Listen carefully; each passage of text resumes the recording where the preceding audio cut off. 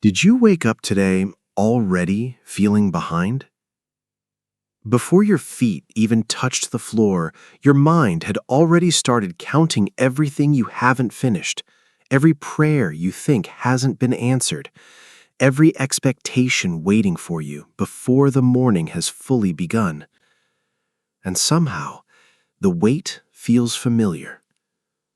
You smile when people ask how you're doing. You keep moving. You stay responsible. But deep inside, there's a quiet heaviness sitting on your chest that words can barely explain. Because lately, even joy has felt like work. Rest feels distant. Peace feels delayed. And every new day can start to feel like another race you never asked to run. But what if this morning is different? What if the exhaustion you carry is hiding something your heart desperately needs to hear? Right now, before the noise of this day takes over, take one slow, deep breath. Let your shoulders soften. And stay with me, because in the next few moments, something powerful is about to shift.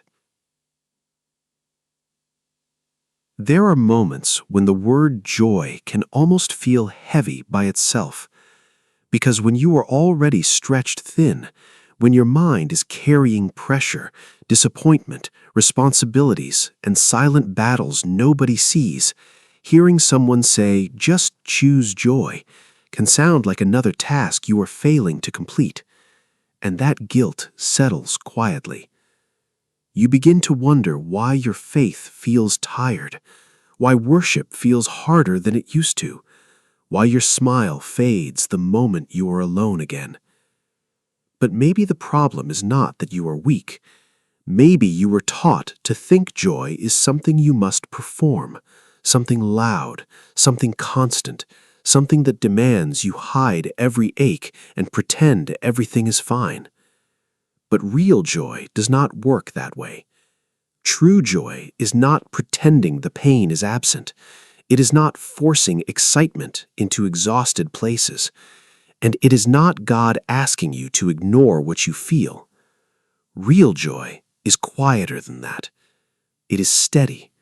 It is the gentle anchor that holds you together while the waves keep rising. It is the small strength that whispers, "Keep going," even on days when your heart feels worn down. And sometimes joy does not arrive like thunder. Sometimes it comes softly, almost unnoticed, like a quiet morning rain reaching dry, hidden places in the ground. Slowly, tenderly, patiently. The kind of grace that doesn't shame your exhaustion. The kind of grace that sits beside you in the silence and stays. Because God has never asked you to impress Him with perfect emotions. He's not waiting for a polished version of you before He draws near. He sees the tired parts, the discouraged parts, the moments you feel spiritually empty and emotionally drained. And still, He remains close. So right now, forget the pressure to appear strong. Forget the need to have every answer. Just listen to this simple, honest prayer. Lord, I am tired, but I am open to your grace. And something begins to change the moment those words become real. There's a place many people live in for far longer than they ever expected. The waiting room.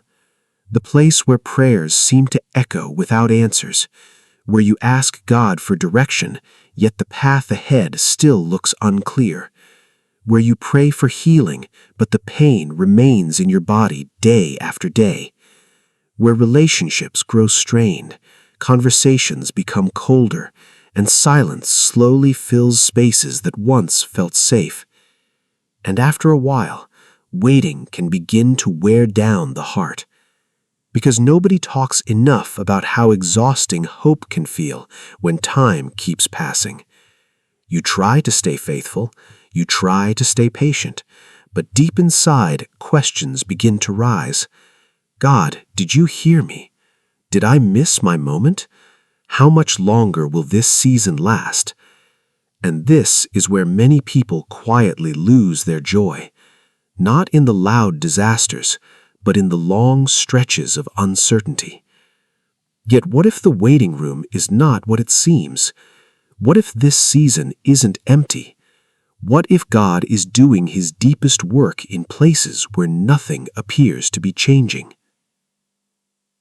Think about a greenhouse. From the outside, it can look still and ordinary. No applause, no sudden movement, no dramatic signs. But inside, roots are strengthening beneath the surface. Growth is happening quietly. Life is forming where nobody can fully see it yet. And maybe that is what the season truly is, a sacred greenhouse, a place where God grows resilient joy inside you. Not the kind of joy that disappears the moment life becomes difficult, not the built on comfort, applause, or perfect circumstances, because that kind of joy fades quickly. It burns bright for a moment like fireworks, then disappears into darkness just as fast. But the joy God builds in waiting is different. It becomes a steady flame, a flame that survives cold nights, a flame that keeps burning through disappointment, delay, uncertainty, and pressure. And sometimes, the strongest faith is formed in the seasons where you are forced to trust God without seeing immediate results.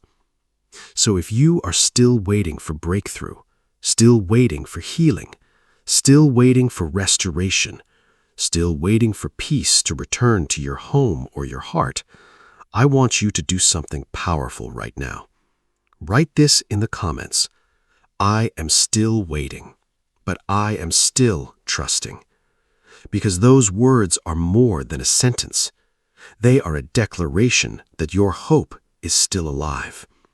And before this message ends, you may finally understand why this waiting season has not destroyed you. Your soul carries conversations your body never learned how to hide. You can see it in tired eyes that struggle to rest, in shoulders that stay tense even when the day is over, in the deep breath that never quite feels complete. Some people have become so used to surviving that they no longer recognize how exhausted they truly are. The pressure settles into the body little by little. Worry tightens the chest. Disappointment drains strength from the muscles. Fear keeps the mind awake long after midnight. And over time, the body begins to speak the language of the burdens the heart has carried for too long. But this is the part many people miss. God cares about more than your spiritual condition. He sees the physical weight too. He sees the headaches that return without warning, the fatigue that follows you through the day, the aching joints, the restless nights, the heaviness sitting quietly inside your chest. Nothing about your pain is invisible to him. And this is where grace begins to move in a deeper way. Think of the body when blood flow is restricted. Passages tighten, movement slow, pressure builds. Now imagine worry and disappointment doing the same thing to the soul, closing off peace, restricting hope, blocking joy from reaching the places that need it most. But grace moves differently. Grace opens what fear tried to close. Like spiritual nitric oxide moving through hidden pathways, God's presence begins to widen the places inside you that anxiety narrowed. Slowly, peace starts flowing again. Strength starts returning again. Breath becomes lighter again. Not because every problem disappeared overnight, but because heaven is touching the places inside you that have been under strain for too long. So right now, I want you to do something simple. Place your hand over the area where you feel pain or heaviness. Maybe it's your chest, your head, your back, your heart, and softly say these words, "Grace, flow here." Say it again, "Grace, flow here." Now be still for a moment. Let the silence settle around you. Let your breathing slow down. Release the pressure to hold everything together. You do not have to force peace into your life. You can receive it. And in this quiet moment, while nobody else can see what is happening inside you, God is already beginning to rebuild what stress and sorrow tried to wear down. There is a quiet fear chasing many people every single day. The fear of falling behind. Behind in life, behind in purpose, behind in finances, relationships, healing, and dreams they once believed would happen by now. And the clock only seems to make it louder. Every passing year can feel like evidence that something has been lost. Opportunities missed, strength wasted, time gone forever. You watch others move ahead while you are still praying through battles they cannot see. And eventually the heart starts whispering dangerous things. Maybe I waited too long. Maybe my best years are already behind me. Maybe it is too late for me to begin again. But listen carefully. God does not measure your life the way human pressure does. He is not standing over you with a stopwatch. He is not panicked by delays. And He is not limited by the years you believe were wasted. Because abundant grace carries a power many people have forgotten. It restores time. There are seasons where loss feels overwhelming, years swallowed by grief, years consumed by survival, years spent carrying pain, confusion, fear, or exhaustion. And when you look back, it can feel like entire chapters disappeared before you even had the chance to live them fully. But God has always been able to bring harvest out of damaged ground. He can rebuild confidence after years of rejection, restore peace after years of anxiety, restore vision after years of disappointment, restore strength after years of carrying silent battles alone. And somehow what looked delayed can still become fruitful in His hands. This is why you must challenge the voice telling you it is too late to heal, too late to love again, too late to dream again, too late to answer the calling buried underneath years of fear and discouragement. That voice is lying to you. As long as God is breathing life into you, there is still purpose ahead. And maybe this season you keep calling a delay is actually preparation. Maybe this long Wednesday season is not punishment. Maybe God has been strengthening your roots before releasing you into what comes next. Because preparation often feels slow while it is happening. Growth can feel hidden while it is forming. And some of the deepest rebuilding happens quietly, where nobody else notices it yet. One day, you may look back at this very season and realize it wasn't the end of your story. It was the place where God taught you how to endure without losing your faith. The place where your heart became stronger, wiser, softer, and more dependent on Him. And the time you thought was lost may become the very testimony that helps someone else keep going. Something unexpected begins to happen when grace truly settles into a person's life. The cup starts to overflow, even while they still feel empty. And that sounds impossible at first, because most people believe they must become completely healed before they can encourage someone else. They believe they must have perfect peace before they can carry comfort, perfect strength before they can offer kindness. But grace often moves in the opposite direction. Sometimes God allows love to flow through tired people, through wounded people, through people who are still healing while they are helping others heal too. And maybe you have seen this without realizing it. The exhausted mother who still speaks gently to her child. The grieving man who still checks on his friend. the person fighting private battles who still shows compassion to strangers. That is grace overflowing, not from perfection, but from surrender. Because the truth is, every person you pass is carrying something hidden. The neighbors smiling politely while their home feels heavy with stress. The cashier quietly fighting anxiety while greeting customers all day. The friend who says, "I'm fine," because explaining the truth feels too exhausting. There are wounded hearts everywhere. People walking through life with invisible weight pressing against them hour after hour. And this is why your survival matters more than you think. The scars you carry are not proof that God abandoned you. They are evidence that you kept going. Even the wrinkles formed by stress, grief, laughter, waiting, and perseverance tell a story. They become maps of endurance. And one day, someone else will look at your life and realize they do not have to give up either. Because courage spreads quietly. Hope spreads quietly. Grace spreads quietly.